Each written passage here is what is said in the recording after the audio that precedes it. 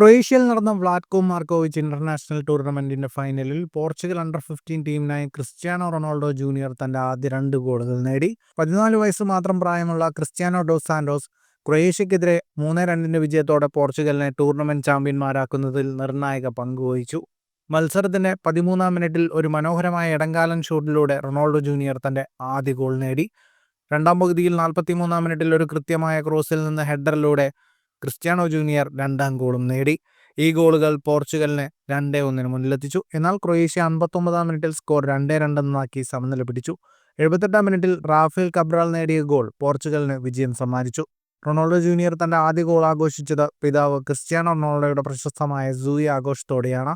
ഈ മത്സരത്തിലെ മികച്ച പ്രകടനത്തിന് ക്രിസ്ത്യാനോ റൊണാൾഡോ ജൂനിയറിന് മാൻ ഓഫ് ദി മാച്ച് പുരസ്കാരവും ലഭിച്ചു. അൽ നസർ അക്കാഡമിയിൽ കളിക്കുന്ന റൊണാൾഡോ ജൂനിയർ ഈ ടൂർണമെന്റിന്റെ 4ാമത്തെ മത്സരത്തിലാണ് തന്റെ ആദ്യ ഗോളുകൾ ദേശീയ ടീമിനായി നേടിയത്.